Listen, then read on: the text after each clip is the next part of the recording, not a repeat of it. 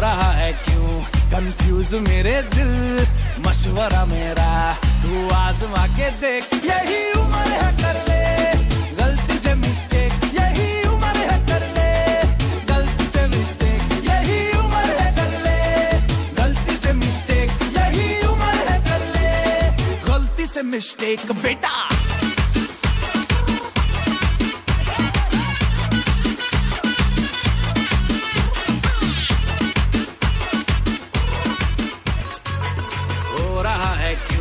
Confuse मेरे दिल, मशवरा मेरा तू आजमा के देख। यही उम्र है कर ले गलती से मिस्टेक, यही उम्र है कर ले गलती से मिस्टेक, यही उम्र है कर ले गलती से मिस्टेक, यही उम्र है कर ले गलती से मिस्टेक बेटा।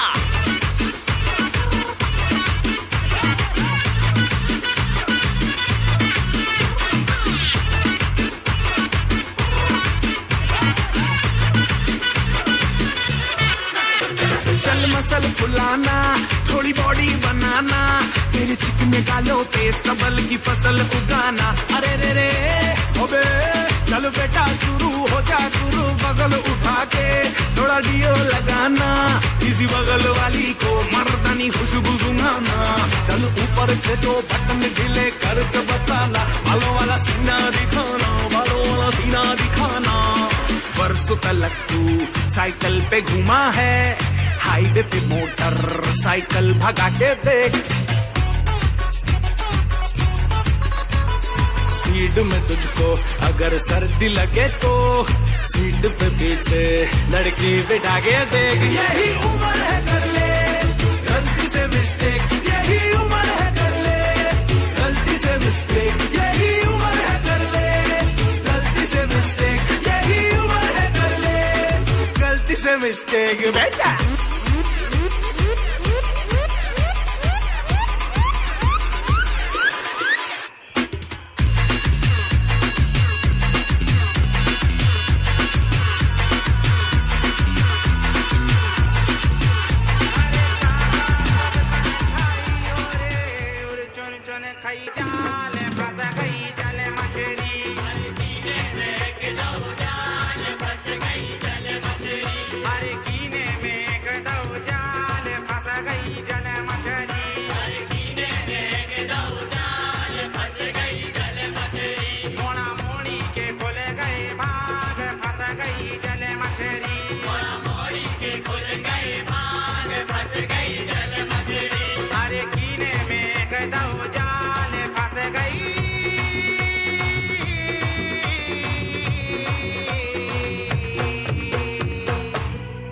आज से 9 साल पहले मैं दिल्ली आया था कुछ बनने के लिए।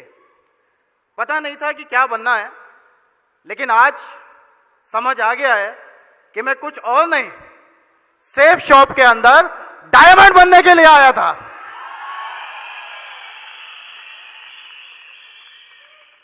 दोस्तों 20 साल की उम्र में दिल्ली के अंदर मुरादाबाद यूपी से इंजीनियरिंग की पढ़ाई करने के लिए मैं दिल्ली आया। और दिल्ली आने के बाद जो बेसिक ज़रूरतें होती हैं मुझे अपनी पढ़ाई के लिए और अपने हॉस्टल के खर्चे के लिए, वो मुझे घर वालों से बहुत आराम से मिल जाया करता था। लेकिन दोस्तों के साथ घूमना, इधर उधर जाना, मूवीज़ देखना, इन सब चीज़ों के लिए थोड़ा दिक्कत होता था।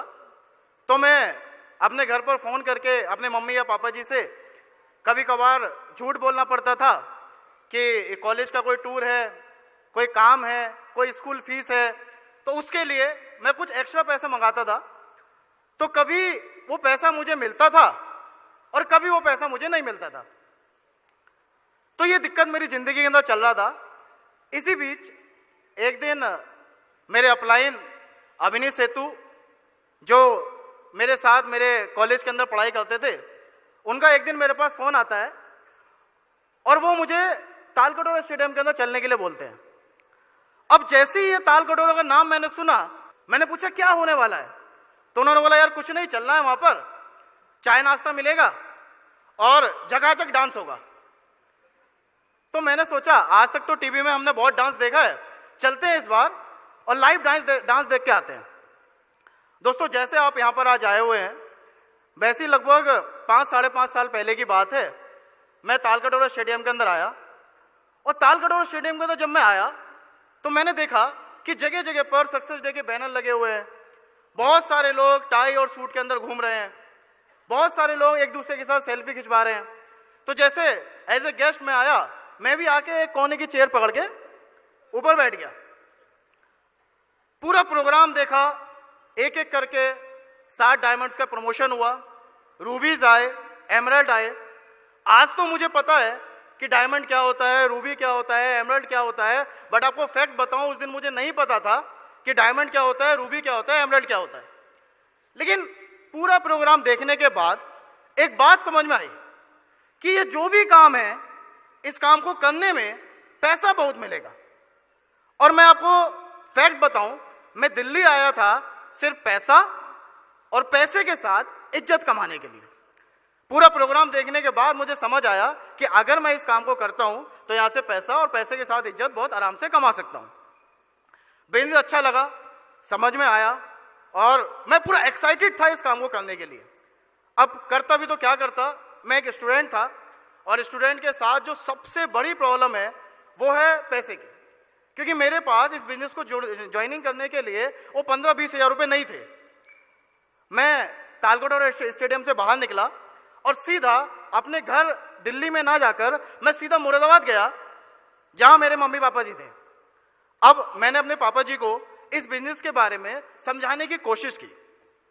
जितना टूटा फूटा मुझे समझ में आया, उतना टूटा फूटा मैंने अपने फादर को इस बिजनेस के बारे में समझाया।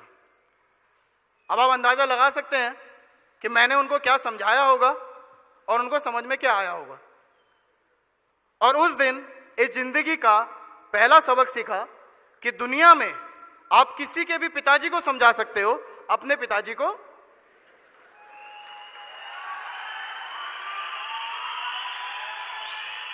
और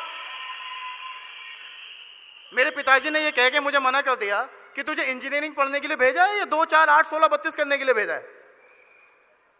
बट दूर खड़ी मेरी मां मेरी बातों को बड़े ध्यान से सुन रही थी। शायद उनको यह बात समझ में आ गया था कि ये अपनी जिंदगी इस बिजनेस से बदल सकता है। शायद उनको मेरी आंखों के अंदर वो तालकटोरा स्टेडियम की चमक दिखाई दे गई थी। शायद उनको वो जो सपना मैं तालकटोरा स्टेडियम के अंदर देखकर आया था वो उनको दिखाई दे गया था। मेरी माँ ने मुझे अपने पास बुलाया और पूछा कि ये क्या काम है। फिर मैंने उनको, जैसे मुझे समझ में आया था, मैंने ये बिजनेस प्लान के बारे में उनको थोड़ा थोड़ा समझाने की कोशिश किया और मेरी माँ ने आशीर्वाद देकर मुझे पैसे दिए और बोला तू इस बिजनेस को कर ले। अब आप मुझे बताइए कि जिस बेटे के ऊपर माँ का आशीर्वाद हो, क्या वो बेटा फेल हो सकता है? और आज अपने माँ के आशीर्वाद से गौरव जैन आप सबके सामने डायमंड बनके खड़ा है। थैंक यू दोस्तों। दिल्ली आया, बिजनेस की शुरुआत किया। अब जैसा कि एक नए एसोसिएट के साथ होता है, मेरे साथ भी वैसा होना शुरू हुआ। मेरे अपलाइन विशेष सर, मेरे अपलाइन अविनीश सर ने मुझे इस बिजनेस के बारे में थोड़ा थोड़ा इंस्ट्रक्शन देना शुरू किया कि गौरव अब आप इस बिजनेस के अंदर आ गए हैं, आपको टाई पहनना पड़ेगा, आपको फॉर्मल शर्ट पहनना पड़ेगा। अब जिस बंदे ने जिंदगी में कभी शर्ट पैंट ना पहना हो, हमेशा जीन्स टी शर्ट और शूज के अंदर पहना हो, उसके लिए थोड़ा दिक्कत था कि वो अचानक शर्ट पैंट पहनने लग जाए। मैं अविनीश सर को बोलता था, मैं विशेष सर को बोलता था कि सर एक काम करो, सिल्वर बनने दो। जैसे ही मैं सिल्वर बन जाऊंगा, सिल्वर बनने के बाद मैं शर्ट पैंट पहनना शुरू कर दूंगा, मैं फॉर्मल ड्रेस पहनना शुरू कर दूंगा, मैं टाई पहनना शुरू कर दूंगा। विशेष सर मुझे बोलते थे कि गौरव, सिल्वर उस दिन बनोगे जिस दिन तुम शर्ट पैंट फॉर्मल ड्रेस पहनना शुरू करोगे, उससे पहले सिल्वर नहीं बन सकते। मैंने बात मानना शुरू किया। उसके बाद अविनीश सर मेरे पास आते हैं और बोलते हैं चल यार गौरव, तूने बिजनेस को ज्वाइन कर लिया है, अब लिस्ट बनाते हैं और लिस्ट बनाकर जो तेरा सबसे करीबी बंदा है उसके पास चलते हैं, उसको प्लान दिखाते हैं। तो मैं बैठा, अविनीश सर ने मेरे साथ बैठ के लिस्ट बनवाई और लिस्ट के अंदर जो मेरा सबसे करीबी व्यक्ति था बोला चल अब इसके बाद प्लान दिखाने चलते हैं। मैंने बोला सर 2-3 दिन रुको, अभी लिस्ट बनाया है, आराम से चलेंगे। बट वो कहाँ मानने वाले थे। बाइक स्टार्ट किया और बोला बैठ पीछे, चलते प्लान दिखाने के लिए। मैं गया, अवनीश सर के साथ उसके घर पर बैठा, चाय नाश्ता किया, इधर उधर की 2-4 बातें किया। बातें करने के बाद जैसे ही प्लान दिखाने का नंबर आता है, अवनीश सर मेरे को बोलते हैं कि गौरव, मैं 2 मिनट में फोन पे बात करके आता हूं, तू प्लान दिखा। ये मुझे बोल के लाए थे कि चल प्लान दिखाते हैं, और वहां जाके इन्होंने बोला कि तू प्लान दिखा, मैं 2 मिनट में आता हूं। अब मरता क्या ना करता, गुस्सा तो बहुत आया, मन कर रहा था छोड़ दूं, मेरे से नहीं होगा, बट मैंने बोला जब आ ही गए हैं तो प्लान दिखा देते हैं। मैं बैठा, मैंने प्लान दिखाया। प्लान दिखाने के बाद सारी चीज समझाई। जैसे मेरा प्लान खत्म हुआ, अवनीश सर आते हैं और बाकी जो बचा कुचा रह गया था वो आके अवनीश सर ने सब कुछ कवर कर दिया। और दोस्त, जिस व्यक्ति को मैंने पहले दिन ये बिजनेस प्लान दिखाया था, आज वो व्यक्ति संजय कुमार जो यहां पर आए हुए हैं, संजय जी एमराल्ड बन के आज मेरी टीम का हिस्सा है। शायद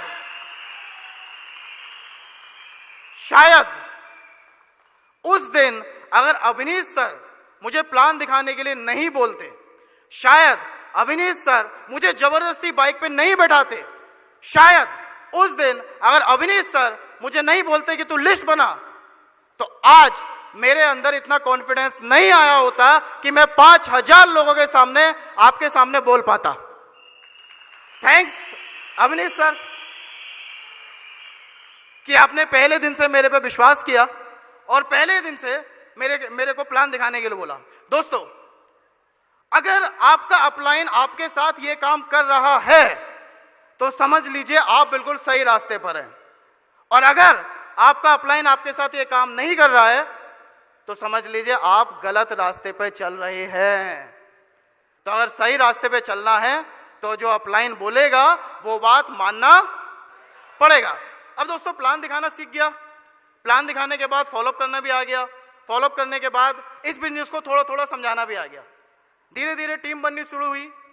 3 महीने लगा, मैं सिल्वर बना, और सिल्वर बनने के बाद लगभग 15 से 20 हजार रुपए मेरे पास हर महीने आ रहे थे, जो एक कॉलेज स्टूडेंट के लिए एक अच्छी इनकम थी। मैंने और अपनी मेहनत बढ़ाना शुरू किया और धीरे धीरे करके मेरा गोल्ड लेवल कंप्लीट हुआ। अगले 5 महीने के अंदर 250 की टीम कंप्लीट हुई और लगभग मैं यहां से 30 से 40 हजार रुपए कमा रहा था। अब मेरे वो दोस्त जो शुरुआत में मुझे मना कर रहे थे, मेरे वो दोस्त जो शुरुआत में मुझे पागल बोल रहे थे, मेरे वो दोस्त जो मुझे बोले थे ये काम नहीं होगा, मेरे अंदर आए हुए मेरे बदलाव को देखकर, क्योंकि अब मैं थोड़ा बदल चुका था, मेरा रहने सहने का ढंग, मेरे कपड़े थोड़े बदल चुके थे, और अब मेरे अंदर आए हुए इस बदलाव को देखकर जो दोस्त मुझे मना कर रहे थे वो दोस्त भी मेरे साथ काम करना शुरू कर दिए। थैंक यू दोस्तों। अगर आपको भी लोग आज पागल बोल रहे हैं, आपको भी लोग आज मना कर रहे हैं, आपसे भी लोग आज बोलते हैं कि ये काम नहीं होगा, हौसला रखना, वो दिन आएगा जब वो लोग खुद चलकर आपके पीछे आएंगे और बोलेंगे कि मेरे को भी ज्वाइन कराए, मेरे को भी सेफ शॉप कराओ। अरे सेफ शॉप नहीं करेंगे तो क्या करेंगे? आएंगे, जग मार के आएंगे और सेफ शॉप करेंगे आपके साथ।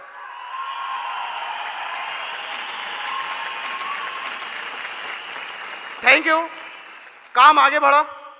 अब मैं इस बिजनेस के अंदर पल बन चुका था, मेरी 500 की टीम हो गई थी, और संयोगवश ऐसा हुआ कि जब मेरा पल लेवल कंप्लीट हुआ तभी मेरी इंजीनियरिंग की डिग्री कंप्लीट हुई, मेरा कोर्स कंप्लीट हो चुका था।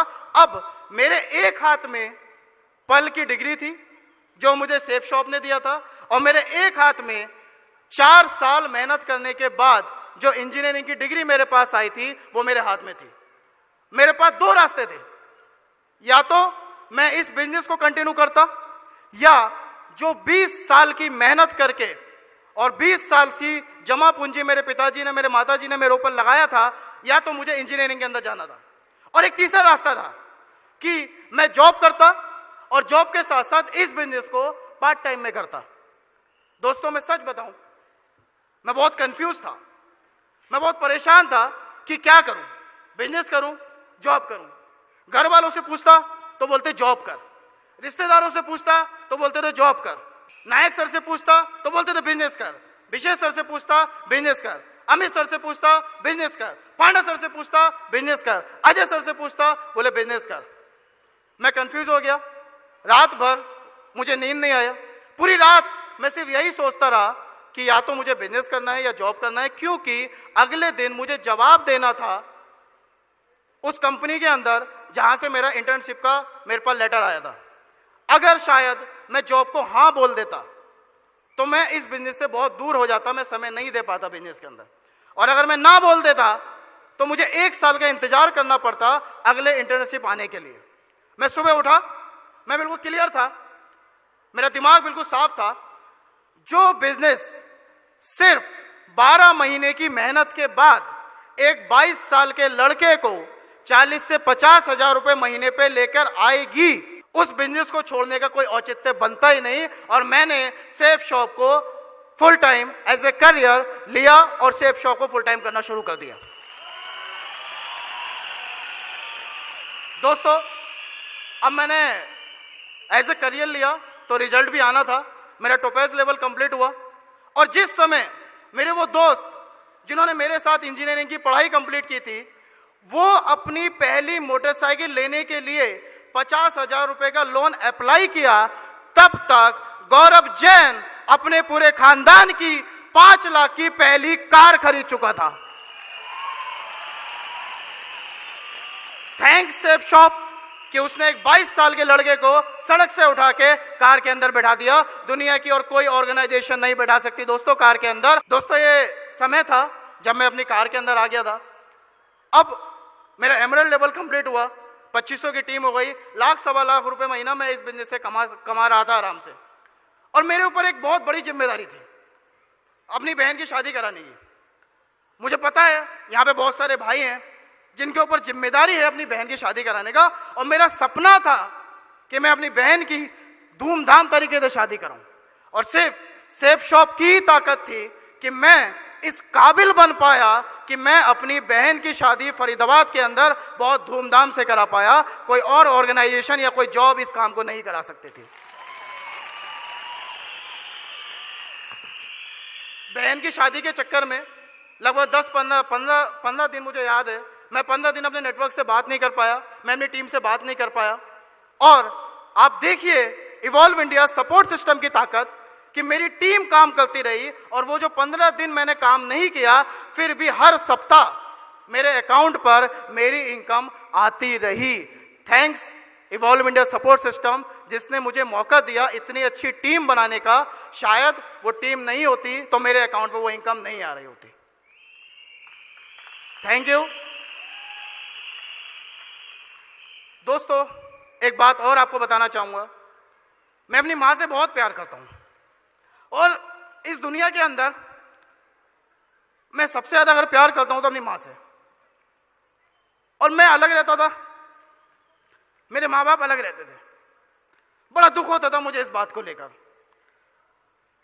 बट जैसे ही मेरा रूबी लेवल कंप्लीट हुआ, 5000 की टीम हुई, मैं इस काबिल बना कि मैं अपने माँ बाप को अपने साथ शिफ्ट कर सकूं। और आज से लगभग 2 साल पहले मैं अपने माता पिताजी को अपने गांव से दिल्ली बुलाया, और आज वो लोग मेरे साथ रोहिणी के अंदर 2 बेडरूम फ्लैट के अंदर हम एक शानदार जिंदगी जीते हैं। Thank you. मेरे माता पिताजी भी आज मेरे साथ आए हुए हैं, और वो भी मेरे को बोल रहे थे कि मैं कुछ बताएंगे मेरे बारे में। और मैं जरूर जानना चाहूँगा कि आज उनका बेटा डायमंड बना है, तो वो कैसा फील कर रहे हैं अपने बेटे को डायमंड बनते हुए। क्या आप लोग सुनना चाहेंगे? तो दोस्तों, मैं जरूर चाहूँगा आप सभी लोगों का साथ। मेरे माता पिताजी यहाँ पर आए हुए हैं, एक जोरदार तालियां मदर के लिए और मेरे फादर के लिए।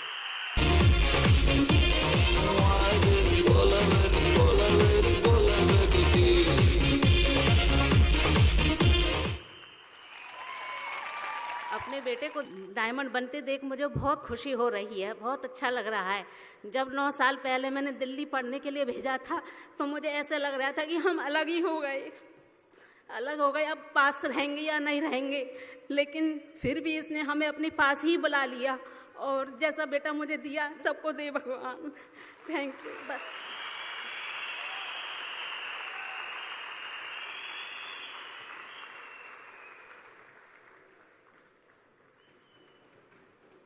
दोस्तों नमस्कार। आप लोग कैसे हैं? बहुत दूर दूर से आए हैं। दो चार बातें मैं सैफ और सैफ के लिए कहना चाहता हूं।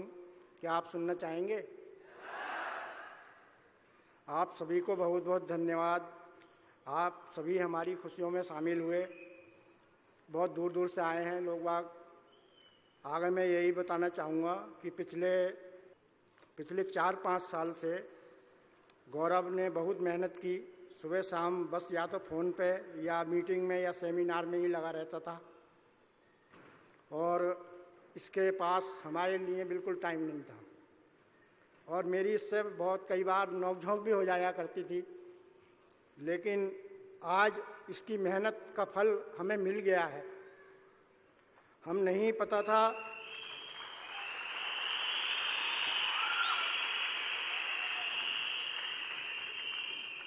और हमें ये भी नहीं पता था कि ये डायमंड, रूबी, मरकरी, पर्ल क्या होता है। और सभी माता पिता से मैं यही कहना चाहूँगा कि मेरे गौरव जैसा बेटा हर माता पिता को दे।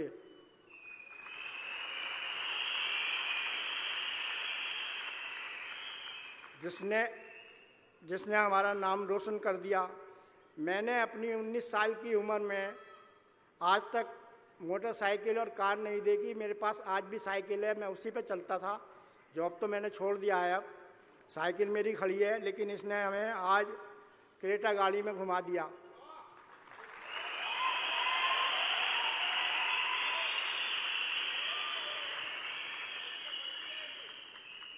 और आप भी जो लोग बैठे हैं, बहुत आए हैं, अगर आप मेहनत करें इसमें तो जो इसने पाया है वो भी आप पा सकते हैं। जब लोग आपकी कॉपी करने लगें तब आप समझना ज़िंदगी आपकी सक्सेस हो रही है। और कमाओ, कमाते रहो और तब तक कमाओ जब तक कि महंगी चीज़ सस्ती ना लगने लगे।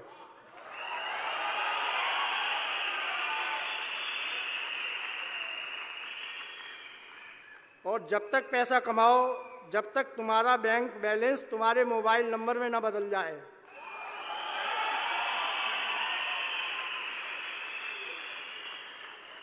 और ये कहना चाहूँगा, इंतज़ार करना बंद कर दें, क्योंकि सही समय कभी नहीं आता। इंतज़ार करना बंद करें क्योंकि सही समय कभी नहीं आता।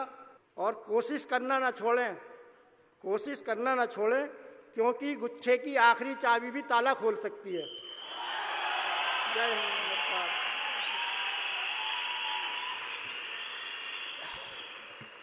दोस्तों लास्ट में बस इतना ही बोलना चाहूँगा कि शायद जिस दिन मैंने ये बिजनेस प्लान को समझा था, अगर मैं इस बिजनेस को मना कर देता और इस बिजनेस को ज्वाइन नहीं करता तो आज मैं डायमंड नहीं बन पाता।